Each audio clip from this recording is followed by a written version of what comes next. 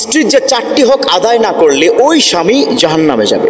এখানে যুবক বন্ধু তোমরা কি যারা আছো বা আপনারা যারা আছেন, it's the most important part of your life. Okay, স্ত্রীর 4টা হক আপনি আদায় করছেন না তো আপনি জাহান্নামে যাবেন। এটা আমার কথা নয়, এটা বিশ্বনবীর কথা, এটা হাদিসের বর্ণনা। হযরত হাকিম ইবনে মুআবিয়া রাদিয়াল্লাহু তাআলা আনহু বিশ্বনবীর কাছে একটা বিষয় আলোচনা করেছেন এবং তার আব্বাজান একদিন বিশ্বনবীর কাছে গিয়ে বলেন, ইয়া রাসূলুল্লাহ, ইয়া হাবিবাল্লাহ, আমাকে কিছু উপদেশ দিন, যে উপদেশ আমার লাইফের মোড় পরিবর্তন করে দিবে, চেঞ্জ করে দিবে আমার লাইফটাকে। বিশ্বনবীকে বলে দিয়েছেন, দুটো কাজ করণীয়, দুটো কাজ বর্জনীয়। স্ত্রীর সাথে তুমি দুটো কাজ করবে, definitely you should do it. আর দুটো কাজ আছে, definitely you should give up. দুটো কাজ করবে, দুটো কাজ ছেড়ে দিবে। এই 4টা দায়িত্ব দিব, এই 4টা যদি দায়িত্ব তুমি পালন করতে পারো, ইনশাআল্লাহ তাআলা আল্লাহ তোমাকে জান্নাত দান করবে। আর যদি তার বাইরে তুমি চলো, definitely almighty will give you hell fire, তোমাকে জাহান্নামে যেতে হবে। আমার রব্বুল আলামিন সেজন্যই তো বলে দিয়েছেন সূরাতুন নিসা 9 নম্বর আয়াতের মধ্যে রব্বুল আলামিন তিনি বলে দিয়েছেন, ওয়াশিরুহুন্না বিল মা'রুফ। ও দুনিয়ার স্বামী তোমরা শোনো, স্ত্রীর সাথে সুন্দর আচরণ করো, কারণ স্ত্রী তোমার নিজের কাছে আপন মানুষ। If you want to be happy, you should good behavior with your wife. তুমি যদি সুখী হতে চাও in the day of judgment and also this world, পৃথিবীর মধ্যে এবং কাল কিয়ামতের ময়দানে, আমরা যদি সবাই সুখী হতে চাই, স্ত্রীর সাথে উত্তম আচরণ করতে হবে। আমার রব্বুল আলামিন এজন্যই তো বলে দিয়েছেন, হুন্না লিবাসুল লাকুম ওয়া আনতুম লিবাসুল লাহুন্না। ও দুনিয়ার স্বামী স্ত্রী শুনে রাখো, তোমরা একে অন্যের জন্য পোশাক স্বরূপ। যেমন পোশাক তোমার শরীরের সাথে তুমি লাগিয়ে রাখো, পোশাকের মধ্যে কোথাও যদি কোনো ময়লা লেগে যায় তুমি সেখানে কাটো না, তুমি সেটাকে সুন্দর করে ধৌত করে তোমার শরীরের সাথে যেমন সুন্দর করে লাগিয়ে রাখো, স্বামী তার স্ত্রীকে, স্ত্রী তার স্বামীকে এভাবে আপন করে তারা সারাটা জীবন চলবে। সংসার জীবনে খুনসুটি হবেই, কিন্তু এর মানে এই নয় যে আমরা ছেড়ে দিব। সো কি করতে হবে? আপনার স্বামী এবং স্ত্রী দুজনের সাথে সুন্দর আচরণ করতে হবে। তো বিশ্বনবী হাকিম ইবনে মুআবিয়া বলেন, আমার আব্বাজান বিশ্বনবীর কাছে গিয়ে জিজ্ঞেস করলেন, ও নবী, আমার স্ত্রীর সাথে এমন কোন আচরণগুলো করব যেই আচরণ করলে আল্লাহ জান্নাত দিবে? এবার বিশ্বনবী বললেন, আনতুতিমাহা ইদা তুআমতা। ও আমার বন্ধু, ও আমার সাহাবী, তুমি যেটা খাবে সেটা তোমার স্ত্রীকে খাওয়াবে।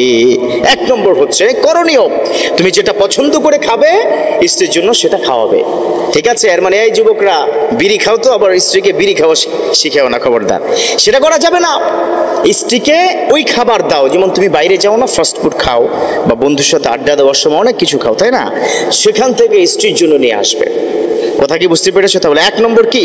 আনতুতিমাহা ইদা তুআমতা, তুমি যেই খাবারটা খাবে সেই খাবারটা তোমার স্ত্রীকে খাওয়াবে।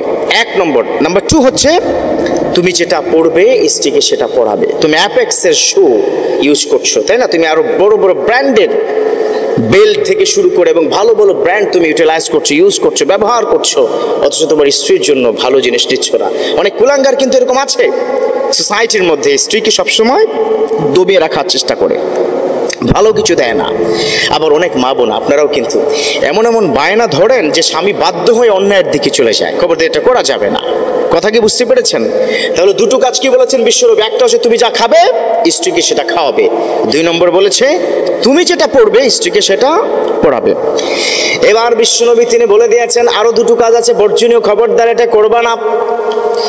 1 নম্বর হচ্ছে আনতাদরিবাল ওয়াজহা, খবরদার তোমার স্ত্রীর চেহারা তুমি কখনো মারবে না, চেহারার মধ্যে কখনো আঘাত করবা না।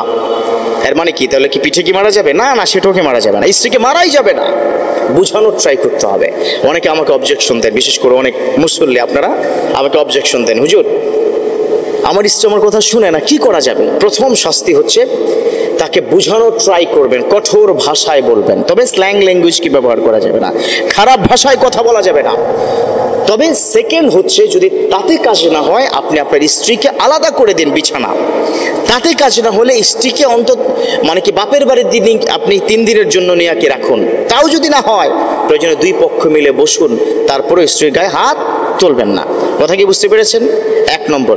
নাম্বার 2 হচ্ছে আমার বিশ্বনবী কি বলেছেন, don't say slang language. Slang language, খারাপ ভাষায় স্ত্রীর সাথে কথা বলা যাবে না।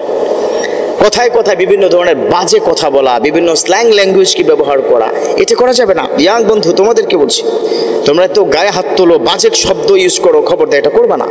আমার বিশ্বনবী কি নিষেধ করেছেন। তাহলে কি হবে, দাখালাল্লাহু ফিন্নার, আল্লাহ তোমাকে জাহান্নাম দিয়ে দিবে। আমার যেই 4টি কথা আজকে আমি বললাম বিশ্বনবীর হাদিস থেকে প্রাপ্ত, দুটো কাজ করতে হবে। তুমি যা খাবে সেটা তোমার স্ত্রীকে খাওয়াবে, তুমি যা পড়বে, যে ব্র্যান্ডের জিনিস পড়বে স্ত্রীকে তাই পড়াবে।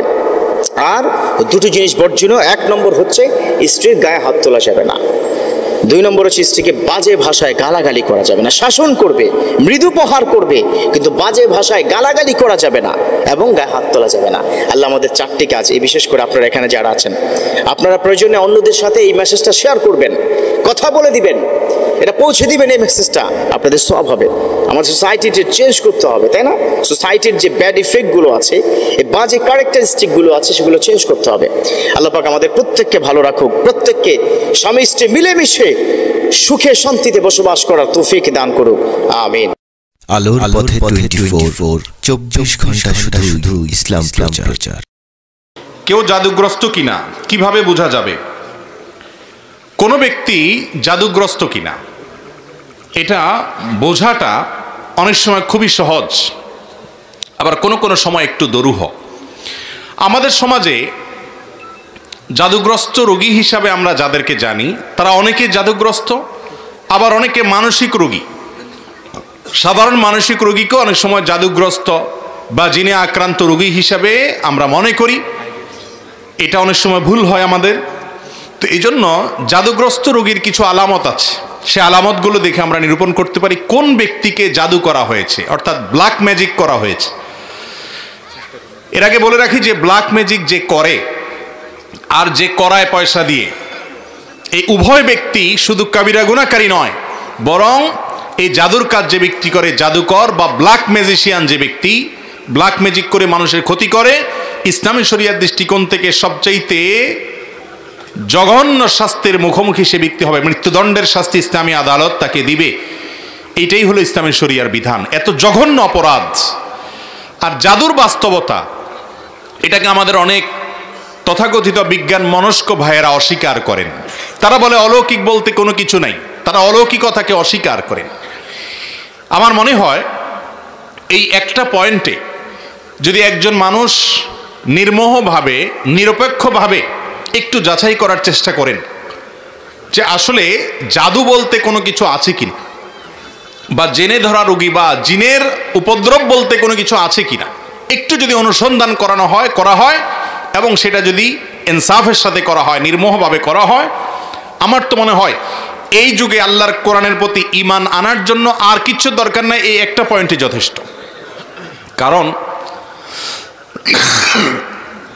অনেক জিনে ধরা রোগী আছে, যে জিনে ধরা রোগীদের পুরো অবস্থা যদি পর্যবেক্ষণ করেন আপনি,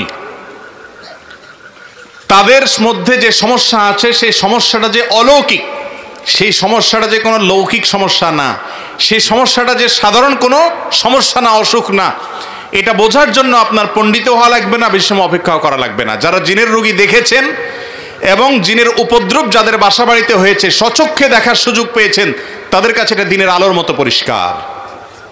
এবং এরকম বহু দৃশ্য দেখার সুযোগ আমার হয়েছে। আল্লাহ রাব্বুল আলামিন কোরআনে কারিমে সূরা জিনের মধ্যে জিন জাতির অস্তিত্বের কথা বলেছেন।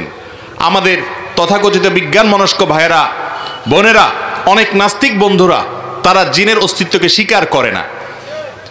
অথচ জিনের উপদ্রব যে বাসা বাড়িতে হয়েছে তারা জানে জিন আছে না নাই, তার উপদ্রব দেখে অনুমান করতে পারে, নিশ্চিত হতে পারে তারা। আমি ব্যক্তিগতভাবে এরকম কয়েকটা ঘটনার কথা জানি যে বাসায় মেয়েরা হয়তো কোনো তরকারি কেটে, ধরুন কুমড়া কেটে ফালি করে রেখেছে, তাকিয়ে দেখে ফালিটা নাই, নিয়ে গেছে। কে নিয়ে গেছে? আমার কোনো বিজ্ঞান মনস্ক ভাই এটার কোনো ব্যাখ্যা দাঁড় করাতে পারবেন না। ফ্রিজ থেকে ডিম এনে ড্রয়িং রুমে মাঝখানে ছেড়ে দিস, কে ফেলেছে? কোনো ব্যাখ্যা বিজ্ঞান মনস্ক ভাইরা দাবি করতে, বের করতে পারবেন না। এবং হয়তো জিনে কোনো ব্যক্তির উপরে আক্রমণ করেছে, তার উপরে সওয়ার হয়ে বসেছে, এই ব্যক্তি তাকে নিয়ে গাছের ডালে নিয়ে গেছে। এই ধরনের ঘটনাগুলো আমাদের চোখের সামনে অনেকবার ঘটেছে। এবং জাদুগ্রস্ত রোগীর বিষয়টা আরো পরিষ্কার। বিশেষ করে কোনো ব্যক্তি যখন জাদুগ্রস্ত হয়, জাদুর অনেক প্রকার আছে, এক একজনকে এক একভাবে জাদু করা হয়। নারীদের উপরে অনেক সময় ভিন্ন ধরনের জাদু করা হয়, পুরুষদের উপরে ভিন্নভাবে জাদু করা হয়। এই জাদু কারোর উপরে করা হয়েছে কিনা এটা বোঝার জন্য একটা মৌলিক আলামত হলো জাদুগ্রস্ত ব্যক্তি কোরআনে কারিমের তেলাওয়াত সহ্য করতে পারে না, কোরআনের তেলাওয়াত সহ্য করতে পারে না। গত বোধহয় কয়েক সপ্তাহ আগে আমার বাসায় এরকম একজন রোগীকে এক ভদ্রলোক নিয়ে আসলেন, এনে বললেন, ভাই এই লোকটাকে কেউ বা কারা জাদু করেছে, ব্ল্যাক ম্যাজিক করেছে। এবং তার আলামত হিসেবে তারা বললেন যে এ আজানের আওয়াজ শুনলে পাগলের মতো ছটফট করে, সে টিকতে পারে না, এবং কোরআনে কারিমের তেলাওয়াত সে শুনতেই পারে না। আমার চোখের সামনে তার সঙ্গে যখন কথা হচ্ছিল, কোরআনে কারিমের তেলাওয়াত শুনে তার শরীরে আমি নিজে চোখের সামনে দেখলাম যে তার পাগুলো, আঙ্গুলগুলো এরকম সব বাঁকা হয়ে যাচ্ছে, পুরো শরীর কোকড়ায় বোকড়ায় যাচ্ছে ভয়ঙ্কর ভাবে। আমার বিজ্ঞান মনস্ক ভাইরা, কোরআন তেলাওয়াতের সময় কেন এমন হয়, তেলাওয়াত শেষ আবার সে স্বাভাবিক, এটার কোনো ব্যাখ্যা কিয়ামত পর্যন্ত হয়তো দাঁড় করাতে পারবেন না। এই জাদুর অস্তিত্বকে অস্বীকার করার কোনো সুযোগ নেই। কোরআনে কারিমে আল্লাহ রাব্বুল আলামিন জাদুর অস্তিত্বের কথা উল্লেখ করেছেন, জিনের উপদ্রব হয় সে কথা আল্লাহ তাআলা কোরআনে উল্লেখ করেছেন। এই জন্য কোনো ব্যক্তি জাদুগ্রস্ত কিনা এটা বোঝার জন্য একটা মৌলিক আলামত হলো কোরআনে কারিমের তেলাওয়াত সাধারণত জাদুগ্রস্ত রোগী সহ্য করতে পারে না এবং অস্থির হয়ে যায়, কখনো শরীর ফুলে ওঠে, কখনো ছটফট করে, কখনো সে তেলাওয়াত বন্ধ করার জন্য তার যত জোর আছে তত জোর দিয়ে চেষ্টা করে। আমার পরিচিত অনেক মানুষ আছে এমন, যাদের কথা জানি আমরা, কোরআন তেলাওয়াত তারা সহ্য করতে পারে না। তো এটা একটা আলামত যে এই লোকটাকে ব্ল্যাক ম্যাজিক করা হয়েছে। এরকম আরো বহু আলামত আছে। কখনো কখনো ব্ল্যাক ম্যাজিক করা হলে এই ব্যক্তি দিন দিন শুকায় যায়, খেতে পারে না, বাসার থেকে বের হতে পারে না, বিছানা থেকে উঠতেও পারে না ভালো করে। এমনিতে তার মধ্যে কোনো রোগ নেই। গত জুমার আগের জুমার সম্ভবত এরকম এক রোগীর কাছে এক ভদ্রলোক আমাকে নিয়ে গেলেন। তার দেশের বাইরে বিভিন্ন নামি দামি হাসপাতালে ট্রিটমেন্ট করেছেন, অনেক বড় বড় ডাক্তার দেখিয়েছেন, তার কোনো রোগ ধরা পড়ে না, কোনো ডায়াগনোসিস হয় না। তার সমস্যা হলো তিনি বিছানা থেকে উঠতেই পারেন না, দুর্বল হয়ে পড়ে থাকেন, এবং সমস্ত ট্রিটমেন্ট করার পর খোলাসা আসলো তার শরীরে আসলো তেমন কোনো রোগই নেই। ভাইরা আমার, এই ধরনের সমস্যা আজকাল আমাদের ঘরে ঘরে অহরহ হচ্ছে। তো এই জাদু যেটা দিন দিন আমাদের সমাজে বেড়ে চলেছে, মূলত এখানে শয়তানের আশ্রয় নেওয়া হয় এবং কুফরি কালাম পাঠ করা হয়। এগুলোর মাধ্যমে মানুষের ক্ষতি করতে পারে। আল্লাহ রাব্বুল আলামিন সে অপশন রেখেছেন, এটা এক ধরনের পরীক্ষা, আল্লাহর বিভিন্ন হিকমা আছে এর পিছনে। তো যাই হোক, তো এই ধরনের জাদুগ্রস্ত ব্যক্তি যদি ধরা পড়ে, এই ব্যক্তির ট্রিটমেন্ট কি সেটা বলার আগে আরো কয়েকটা আলামত বলি। অনেক লোক আছে যাদের উপরে জিনের উপদ্রব হয়, জিন সাওয়ার হয়। জিন সাওয়ার হওয়ার একটা বড় আলামত হলো বেশি বেশি হাই তোলা, প্রয়োজনে অপ্রয়োজনে অনবরত হাই তুলতে থাকে। আমার এক নিয়ারেস্ট আত্মীয়কে, ছোট বাচ্চা মানুষ, আমি দেখেছি যে অনবরত মিনিটে মিনিটে হাই কোনোভাবে বন্ধ করা যায় না, হা করে থাকে, সারাক্ষণ সে হাই তুলতে থাকে এবং তার জিমানি আসতে থাকে। এটা এক প্রকার আলামত দুষ্ট জিনের উপদ্রব কারোর উপরে হওয়া। এর পাশাপাশি চোখ দিয়ে অনবরত পানি পড়তে থাকার অনেক আলামত আছে। বিশেষ করে যারা শরঈ ঝাড়ফুঁক করেন এই সমস্ত লোকেরা এগুলো ভালো বলতে পারবেন। আমি মৌলিক কয়েকটা আলামত বললাম, এই সম্পর্কে আমি এক্সপার্ট না। এই জন্য যেগুলো আমার চোখের সামনে দেখেছি, বিভিন্ন অভিজ্ঞ ব্যক্তিরা অভিজ্ঞতার আলোকে লিখেছেন এবং বর্ণনা করেছেন, সেগুলো আলোকে কয়েকটা আলামত বললাম। জাদু থেকে